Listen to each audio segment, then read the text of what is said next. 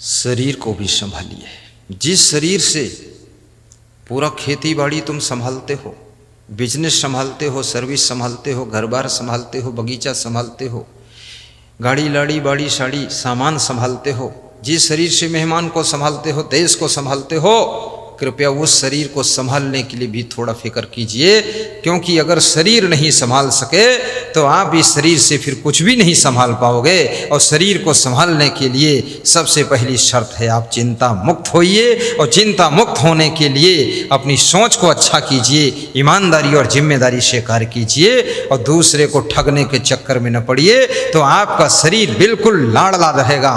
आपका शरीर बिल्कुल 38 साल की उम्र में तुम 28 साल के दिखोगे और 60 साल के हो तो आप 40 साल के दिखोगे। लेकिन ये करके देखो, मन जितना निर्मल होगा शरीर उतना आपका सुंदर और स्वस्थ और खिला हुआ रहेगा। स्वस्थ रहने के लिए व्यायाम भी कीजिए, थोड़ा भोजन भी कम कीजिए, घी भी थोड़ा कम खाइए। कितने लोग ऐसा लपक के घी खाते हैं, उनसे पूछो घी हजम करने की ताकत है भी? बोले खाने की हिम्मत है, नहीं हजम होगा तो बिना हजम निकल जाएगा, फर्क क्या पड़ता है। सब पेट खराब है, 20-20 साल से पेट खराब है।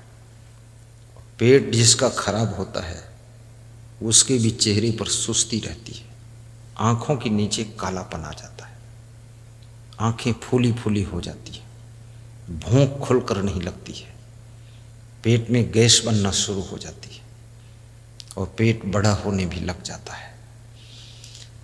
इसलिए पेट को ठीक रखना चाहते हो, पहले ये सोचो कि हम परिश्रम कितना करते हैं। जिस अनुपात में तुम परिश्रम करते हो उसी अनुपात में तुम भोजन करो। अगर परिश्रम कम है तो भोजन थोड़ा कम कीजिए, थोड़ा कम घी खाइए, थोड़ा कम दूध पीजिए, थोड़ा चावल कम लीजिए, थोड़ा रोटी वो भी कम कीजिए, लेकिन बिल्कुल ख़त्म न कीजिए। कम कीजिए मैं कह रहा हूँ, ख़त्म कीजिए ऐसा नहीं कह रहा हूँ, क्योंकि भोजन छोड़ दोगे। शरीर फल से चलने वाला नहीं है, शरीर केवल दूध से जिंदा रहने वाला नहीं है। दूध भी पेट को खराब करता है और फल भी पेट को खराब करेंगे। फल सब ठंडे होते हैं, बिल्कुल शीतलता कर देंगे। बॉडी में गर्मी भी होना चाहिए, थोड़ा टेम्परेचर भी रहना चाहिए।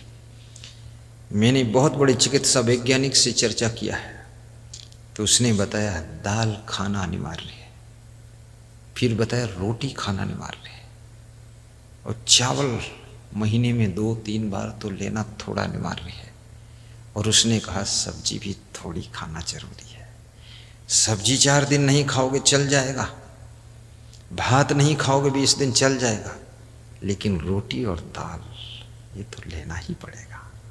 और मैं सोचता था रोटी दाल भी छोड़ूं, सब्जी भी छोड़ूं, चूल्हे के लफड़म फंसू ही मत। अब फल भक्त लोग लाते हैं, खा लो फल जिंदगी सफल। लेकिन उसने कहा, ऐसे अंगुली करके कहा, ये जो रखे हैं फल ना इनको थोड़ा कम खाना गुरुदेव। तो हमने कही ये तो लोग बताते फल बड़ा अच्छा होता है। अरे बोले ये चिड़ियों के लिए होता है, लेकिन अब मनुष्य खाता है तो क्या किया जाए। भले कम खाना। और याद रखना, आपके पास कोई कार्य ना हो, 1 घंटा सुबह 1 घंटा शाम तेज चाल में पैदल चलिए, धीरे मत चलिए। कितने लोग मॉर्निंग वॉक करते हैं तो ऐसा लगता है कोई बूढ़ा हाथी आ रहा है। मैंने फरीदाबाद में देखा, बल्लभगढ़ तहसील में, वहाँ कई लोग मॉर्निंग वॉक में आए थे तो पति पत्नी नहीं है, हाथी हथनी है, ऐसे धीरे चल रहे। तो हमने कहा इससे फायदा क्या? बोले डॉक्टर ने कहा था मॉर्निंग वॉक कर लो, इच्छा तो है नहीं करने की, आ जाता बस। तेज चलो, पसीना निकले। महिलाओं के लिए घर में दौड़ दौड़ कर काम करना चाहिए। दौड़ कर चाय बनाइए, लपक कर बर्तन धोइए, झाड़ू बहरू लगाइए, कपड़ों की सेटिंग कीजिए, सारा मैनेजमेंट कीजिए। महिला के पास में इसको जो अबला कहते हैं, अबला नहीं है, ये प्रबला है, सबला है। इसके पास बहुत शक्ति है। अपनी शक्ति को पहचानो। आपन तेज समारोह आपे, तीनों लोग हाँकते कांपे। इंदिरा गांधी भी तो नारी थी, याद कीजिए उनकी शक्ति को। रानी विक्टोरिया, रानी लक्ष्मीबाई, रानी दुर्गावती, सती सावित्री, ये सब नारियां ही तो थी। इनके पास कितनी शक्ति थी, कहाँ से शक्ति आई थी? वो सब शक्ति तुम्हारे पास भी है, केवल संकल्प की शक्ति कमजोर है। प्रतिज्ञा लीजिए, संकल्प कीजिए, आपकी ऊर्जा का सदुपयोग कीजिए। आपके अंदर इतना पावर है जिसका वर्णन मैं नहीं कर सकता। बहुत कुछ करने के लिए इस धरती पर तुम आए हो। जिस घर में तुम्हारा जन्म हुआ है, उस घर के सुधार के लिए, उद्धार के लिए, उस घर के बेड़ा को पार करने के लिए तुम्हारा जन्म हुआ है। जिस देश में जन्म हुआ है, उस देश के लिए भी तुमको कुछ करना है। जिस गांव में जन्म हुआ, उस गांव के लिए भी कुछ करना है। और जिस क्षेत्र में तुम कुछ करने योग्य हो, उस क्षेत्र में तुमको बहुत कुछ करना है। सबको अलग अलग फील्ड मिलती है, अलग अलग कलाएं, अलग अलग गुण मिलते हैं। जैसे मुझे सत्संग की फील्ड मिली है, वास्तव में आपको भी इसी तरह से इस प्रकृति ने किसी विशेष कार्य को करने के लिए इस धरती पर उतारा है। तुम साधारण नहीं हो, तुम व्यर्थ नहीं हो, तुम फालतू नहीं हो। तुम अपने को भार मत समझो। तुम ये समझो कि मैं दुनिया का बहुत बड़ा उपहार हूँ। इस संसार को त्योहार बनाने के लिए आया हूँ और अपनी जिंदगी को फूल जैसा खुशबूदार बनाऊंगा। जहाँ रहूँगा वहाँ सुगंध फैलाऊंगा। गम भी खा लूँगा, कम भी खा लूँगा, मेहनत ज़्यादा कर लूँगा, सबको संभाल लूँगा। संभालने की कोशिश करो, गुस्सा बहुत मत करो। अगर क्रोध बहुत आता है, याद रखना, आप परिवार में 2 सदस्य हैं, 4 सदस्य हैं, 10 सदस्य, इससे कोई फर्क नहीं पड़ता है। जिनको ज़्यादा क्रोध आता है उनके परिवार में अशांति बहुत रहती है। अनावश्यक जो अहंकार दिखाते रहते हैं उनके साथ में किसी का तालमेल ही नहीं बैठता है। और जो लोग हर समय गुस्सा में दांत पीसते रहते हैं, इसलिए आदमी को चना चबाना चाहिए, ताकि चना के साथ दांत पीस लो, अलग से पीसना न पड़े। चना चबाइए। और इस पर भी रिसर्च हुआ है कि चना चबाने वाले को थोड़ा गुस्सा कम आएगी। और रिसर्च हुआ है, जो शीशा, बड़े शीशा जो लोग देखते हैं, बड़े शीशा, जिस समय गुस्सा में हो उस समय शीशा को देखें, जिस समय दुख में हो उस समय शीशा में अपना चेहरा देखें, और जिस समय चिंतित हो उस समय शीशा में चेहरा देखिए, और जिस समय टेंशन में हो आप उस समय दर्पण में अपने चेहरे को देखिए, और जिस समय आपके अंदर भयंकर क्रोध हो उस समय दर्पण में खड़े होकर के अपने को देखिए। आप पाओगे, पछताओगे, सोचोगे, विचार करोगे, मैं कितना बदसूरत हो गया हूं। क्यों? क्योंकि गुस्सा में हूं इसलिए, टेंशन में हूं इसलिए, तनाव में हूं इसलिए, चिंता में हूं इसलिए मैं कितना बदसूरत हुआ हूं। तुरंत आप दर्पण के सामने कोई खड़ा होता है, तुरंत वो मुस्कुराता है, खीस काटता है, हंसता है, क्योंकि हंसता हुआ चेहरा, मुस्कुराता हुआ चेहरा उसको भी पसंद आता है तो दुनिया को भी पसंद आता है। इसलिए कृपया प्रसन्न होकर के जिंदगी जियो, अपने परिवार के साथ भी खुश होकर के व्यवहार कीजिए, बहुत सुख मिलेगा। श्री कृष्ण कहते हैं युक्ताहार विहारस्य, ये श्रीमद् भगवत गीता का श्लोक है कि जिसका आहार और विहार यथा योग्य है, बुढ़ापे में तीर्थ यात्रा जो नहीं करना चाहता है वो बुद्धिमान व्यक्ति है। जवानी में जो देश विदेश का भ्रमण करना चाहता है वो बुद्धिमान व्यक्ति है। उम्र, आयु, अवस्था, व्यवस्था, बुद्धि, शरीर की शक्ति के अनुसार अपना आहार विहार सेट करना चाहिए। वृद्धावस्था हो,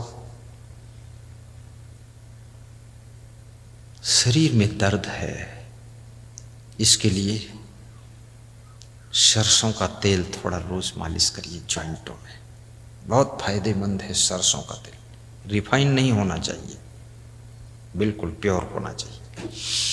और लंबी सांस खींचिए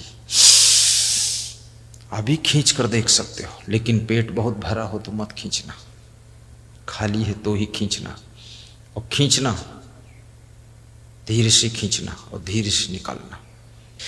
युक्ताहार विहारस्य, वह आहार मत करो जिस आहार से किसी का जीवन नष्ट हो रहा है, अर्थात मांस मछली न खाया करो, अंडा मुर्गा भैंसा बकरा गाय चमगोदड़ ये मत खाया करो, शाकाहारी बनो। तुम सोचते हो अंडे खा करके हम बड़े पहलवान हो जाएंगे। अंडा देने वाली मुर्गी पहलवान नहीं हो पाई है, अंडा बेचने वाले पहलवान नहीं हुए हैं, अंडा उबालने वाले पहलवान नहीं हैं, और अंडा खाने वाले वो तो बहुत जल्दी डंडा लेकर चलते हुए टेकते हुए। अंडा में कोई ताकत नहीं है। तुम केवल रोटी खाओ, सब्जी खाओ, जितना ज़्यादा तुम्हारा डाइजेशन सिस्टम स्ट्रांग होगा, ठीक से डाइजेस्ट होगा, वो ताकत उसमें भी बन जाएगी। भूसा में भी ताकत है, लेकिन भूसा तुम मत खाना। भूसा पैरा तुम्हारा आहार नहीं है, ये पशुओं का आहार है। तुम्हारा आहार अनाज है, और उसमें भी कौन सा अनाज सूट करता है ये भी देख लो। कभी तुअर की दाल खाओ। तुअर की दाल किसे कहते हैं? अगर जानते हो तो ठीक, नहीं जानते हो तो बता दूं मैं। जानते हो तुअરની दाल कौन छे? तमे ना फावे छे? हूँ छू, मैं बताता हूँ आपको। तुअर, तुअर कहते हैं अरहर की दाल को। मगनी दाल गुजराती भाषा में बोलवानुं छे। मगनी दाल कहते हैं मूंग की दाल को, उड़दनी दाल। कभी कभी उड़द की दाल भी खाइए, कभी मसूर की दाल, कभी चना उड़द मूंग मसूर तुअर सब मिक्स करके खाइए। और हरी सब्जी भी कभी लीजिए। थोड़ा सा केला, कच्चा केला, बहुत कम छिलका उतारिए, उसको खाइए, पेट साफ करेगा आपका। कच्चे केले की सब्जी बनाकर खाइए। ऐसे कच्चा केला मत खाना, पका केला खाना चाहिए। वो भी यदि उम्र 40 साल है तो 1 केला खाइए, यदि उम्र 20 साल है तो 3 केला खाइए, 30 साल है तो फिर 1 केला खा लीजिए। केला में बहुत पावर होता है। केला पूरा इंजेक्शन का काम करता है। यदि खेती करते हो, किसान हो, तो थोड़ा ज़्यादा खा सकते हो। यदि बैठे बैठे आराम करते हो तो केला ज़्यादा मत लेना, शुगर बढ़ा देगा। और ये भी याद रखना कि कभी ना तो भूखे रहो न छके रहो, इस तरह से खाया करो। और प्रेम से जल पी लिया करो, प्यासे मत बैठा करो, और मन को निर्मल रखा करो, उससे बड़ी खुशी प्राप्त होगी। परिवार के प्रति सबके लिए प्रेम रखो। तुम प्रेम के सागर बनो। तुम्हारे पास कितना प्रेम है, तुम प्रेम के सागर हो। तुम चिड़ियों से भी प्रेम करते हो, पशु पक्षियों से भी प्रेम करते हो, पेड़ पौधों से फूलों से प्रेम करते हो। तो क्या तुम्हारे पास में मनुष्यों से प्रेम करने के लिए कमी हो गई है? बहुत प्रेम है तुम्हारे पास। लेकिन तुम जब क्रोध में आ जाते हो तो अपनी प्रेम की धारा को रोक देते हो, तो उससे प्रेम नहीं करते हो, फिर उससे द्वेष करने लग जाते हो। और जहाँ द्वेष और नफरत आ जाती है, याद रखना वहाँ सुख शांति और प्रसन्नता दफन हो जाती है। इसलिए प्रेम बढ़ाइए, करुणावान बनिए सहज भाव से, और कोशिश करो अपने बूढ़े माँ बाप को कभी पीड़ा मत देना, सास ससुर को भी सताना मत। गम खाने का संकल्प रखना हमेशा। कितनी मेहनत पड़े, कभी रोने के लिए मत बैठना। इस शरीर के, इस हड्डी मांस के पुतले के ना तो आभूषण बन सकते हैं, ना इस त्वचा के बाजे बन सकते हैं, लेकिन इस शरीर से जितना तुम अपने कर्तव्य का पालन कर लोगे, आने वाले संसार के लोगों को सीख देकर चले जाओगे। दुनिया तुमसे सीख लेगी कि हमें क्या करना चाहिए, कैसे करना चाहिए। छोटे से छोटे काम को करने में भी संकोच मत कीजिए, बड़े से बड़े काम को करने में हिम्मत मत हारिए। साहस, सहिष्णुता, सहनशीलता, विवेक का प्रयोग कीजिए। युक्ताहार विहारस्य युक्त चेष्टस्य कर्मसु, श्री कृष्ण कहते हैं जिसके प्रत्येक कर्मों की चेष्टा यथा योग्य है। अयोग्य कर्म की चेष्टा जो नहीं करता है, यथा योग्य कर्मों की चेष्टा रखता है कि मेरे लिए कौन सा कर्म योग्य है, कौन सा अयोग्य है, और कौन सा कर्म मुझे करना चाहिए और कौन सा नहीं करना चाहिए। ये मन कभी कभी अयोग्य कर्म करने की सलाह भी तुमको देगा। ये मन कभी कभी आपको अच्छे कर्म करने की भी सलाह देगा, लेकिन तुम स्वयं विवेक कीजिए, यथा योग्य कर्म कीजिए। अभी हमारे पास में लातूर से फोन आया था, महाराष्ट्र में लातूर है जहाँ भूकंप आया था एक बार, संतोष कुमार जी। तो कह रहे थे गुरुदेव माता पिता बुजुर्ग हो चुके हैं, अभी उनकी सेवा में ज़्यादा समय देता हूँ। जेसीबी मशीनें हैं, बड़ा बिजनेस है, खेती भी लंबी चौड़ी है। तो हमने कहा ये तुम बहुत अच्छा कर रहे हो संतोष।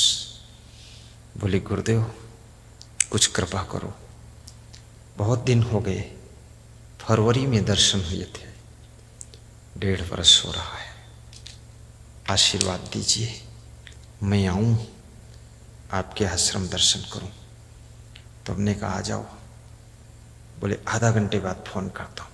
फिर फ़ोन आया, बोले हम 7 लोग आ रहे हैं, पत्नी है, 2 बच्चे हैं, माता पिता हैं, हम हैं और एक कैंडिडेट है, सब 7 लोग 6-7 लोग आ जाएंगे।